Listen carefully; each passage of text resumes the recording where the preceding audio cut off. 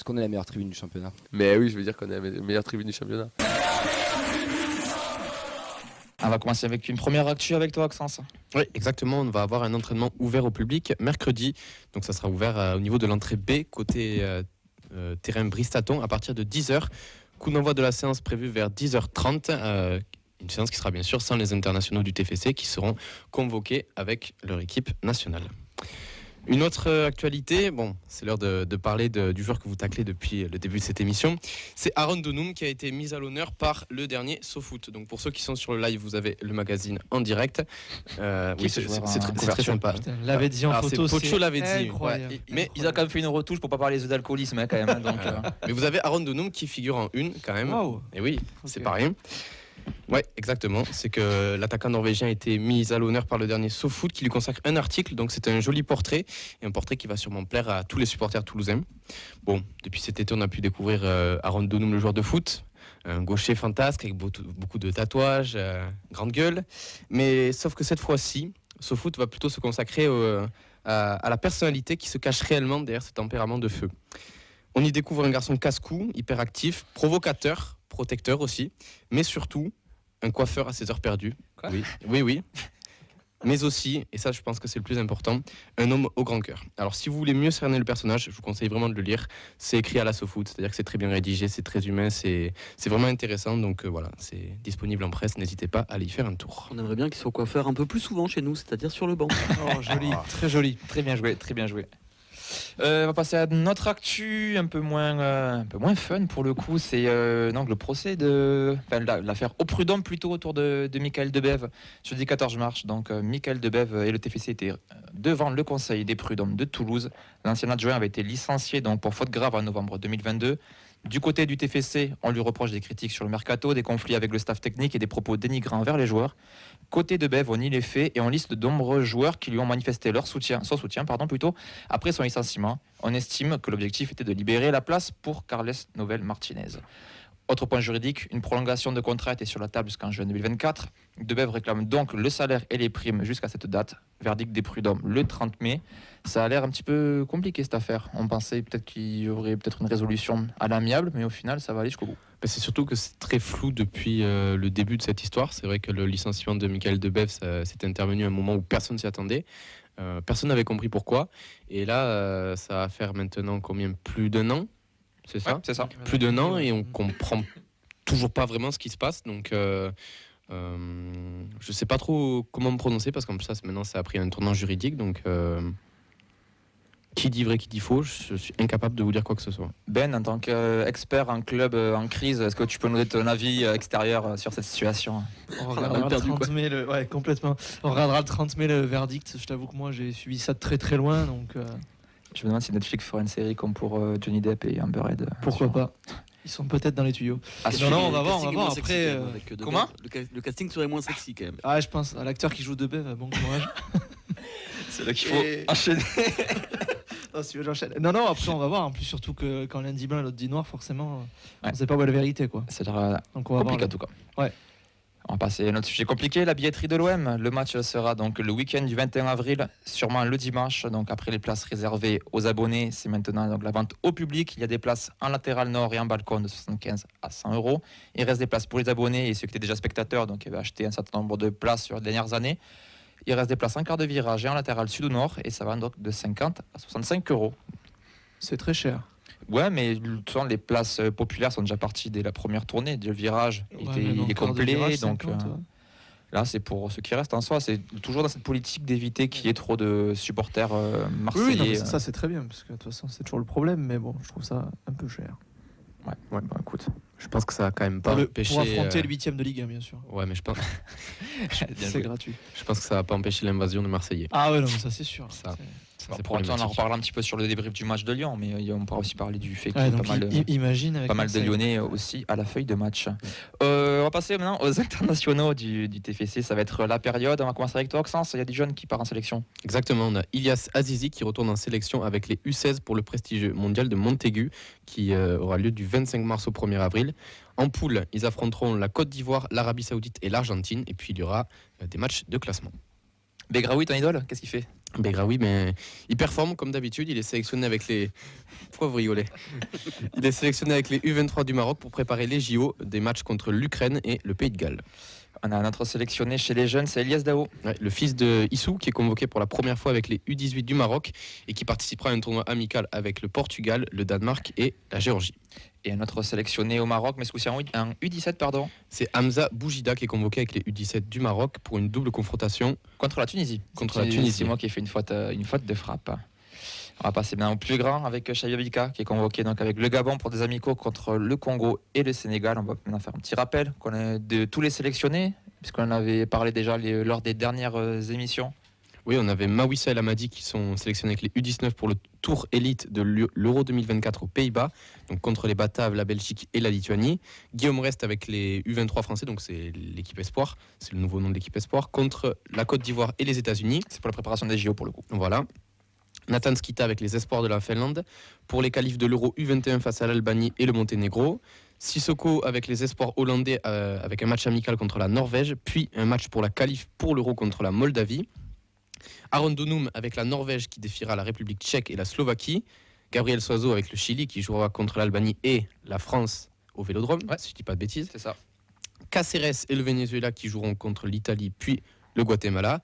Et enfin, Vincent Siro qui pourrait connaître sa première sélection avec la Suisse, soit contre le Danemark, soit contre l'Irlande, soit les deux.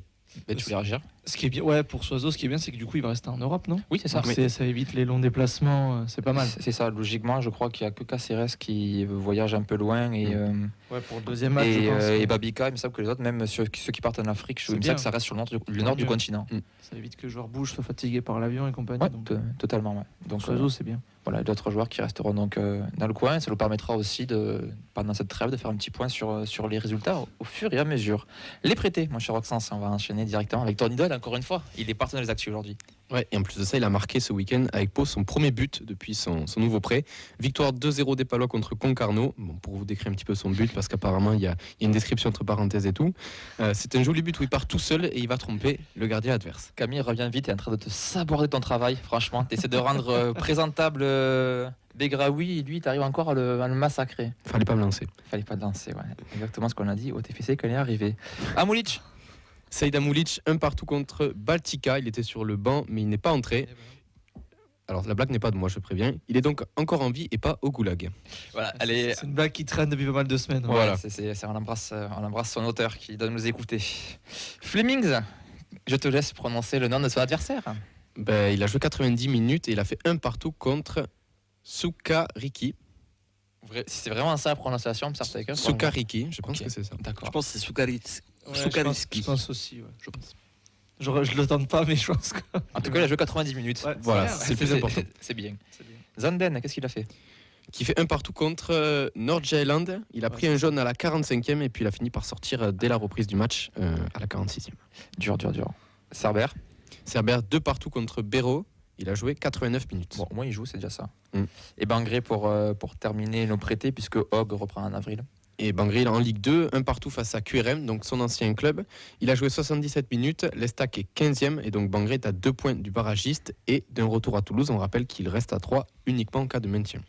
C'est quand même dingue parce que la clause, quand ils l'ont mise, tout le monde se dit ouais, il n'y a pas de souci, ça va se maintenir et Ah, ça ira. 3 étaient déjà en difficulté. Ouais, mais mais je pensais qu'ils allaient remonter. Au c'est final, ça. ils sont toujours. C'est quand même compliqué. quelqu'un qui est censé avoir les Ouais. épaules pour, bah, et le attends. budget surtout pour pouvoir Ils jouer. sont un peu censés rejouer la montée, au moins les barrages. Ouais. Ouais, donc compliqué ce prêt. On va parler maintenant des résultats des jeunes, des féminines et de l'académie. On va commencer avec la préformation. Donc avec Fabrique Violette, les U14 ont fait un partout contre Colomiers, les U15 ont gagné 3-0 à Corbière, Sud Minervois, et les U16 ont gagné 3-2 dans un derby contre Bagatelle.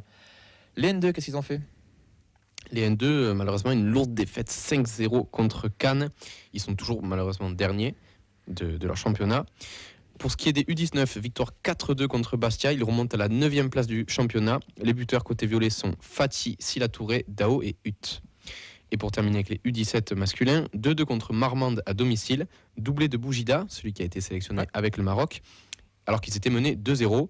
Ils sont maintenant 10e du championnat. Ça va mieux quand même pour notre académie, malheureusement pas pour la N2. On va passer aux féminines maintenant.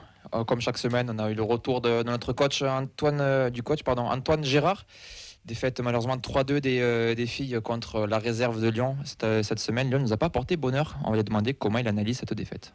Concernant la défaite, donc je te dirais que ça a été un match globalement plutôt bon, en fait, d'une intensité très différente de celle qu'on vit habituellement en Détroit. La qualité intrinsèque des joueuses des deux équipes ont fait que c'était un match quand même plutôt plaisant, qu'on démarre mal, mais qu'on arrive à bien relever la tête. On finit bien la première mi-temps, on entame la deuxième avec un super état d'esprit et surtout beaucoup plus de possibilités dans le déséquilibre. Donc on arrive à repasser devant. Et malheureusement, contre ce genre d'équipe, on peut absolument pas faire d'erreur. Parce que voilà, la qualité des joueuses en face était supérieure à la qualité des joueuses qu'on rencontre habituellement dans notre championnat. Et on a payé cash à la fois une erreur individuelle et un peu d'attentisme et un peu trop de gentillesse face à la joueuse qui marque le 3e but. On avait le joker d'avance au classement, maintenant il a été grillé. Comment le groupe a réagi ? Le joker d'avance, il est grillé, oui, même si on ne jouera pas l'Olympique Lyonnais tous les week-ends et on ne jouera pas 7 Olympiques Lyonnais tous les week-ends, voilà, qu'avec, je pense, sur les 16 joueuses qui avaient joué le dernier match de championnat contre Longueville où l'OL avait perdu 1-0, je pense qu'il en restait que 2 sur la feuille de match ce week-end. Donc voilà, la variation de l'effectif de l'Olympique Lyonnais joue beaucoup sur leur capacité à dominer les matchs, voilà. Et ce week-end, elles étaient venues avec une belle équipe. On espère qu'elles feront la même chose dans 15 jours quand elles se déplaceront à Cannes, pour qu'elles posent les mêmes problématiques qu'elles nous ont posées ce week-end. Et nous, maintenant, l'objectif, c'est de tout gagner parce que Lyon batte Cannes ou pas dans 15 jours, si on lâche aucun point jusqu'à la fin de la saison, on sera en D2 la saison prochaine et c'est bien là l'objectif. Le prochain match, ça sera contre Nîmes. Est-ce que Nîmes est l'équipe idéale pour se relancer ?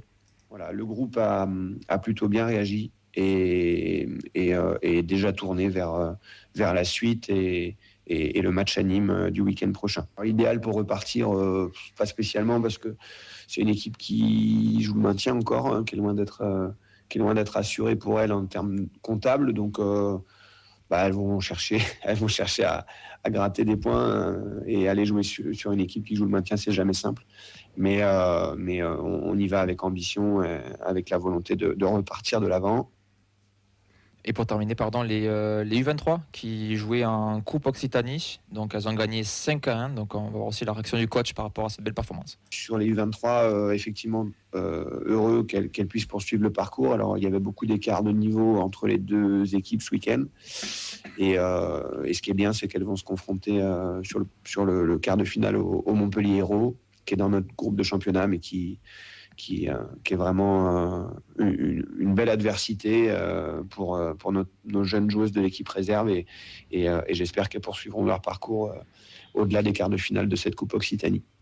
Voilà, pour être complet avec les résultats des féminines, les U19 étaient au repos cette semaine. On remercie le coach Antoine Gérard qui sera d'ailleurs notre invité vendredi en direct, en plateau. Pour une fois, on n'aura pas les enregistrements, on aura le vrai en chair et en os directement en plateau et peut-être avec une joueuse, on pourra du coup échanger, parler du bilan un petit peu des féminines, se projeter aussi sur la fin de saison. Donc un grand merci à lui encore pour ce résumé. Comme d'habitude, donc le programme des matchs de l'Académie des féminines, c'est chaque vendredi sur tous nos réseaux et les résultats tous les lundis.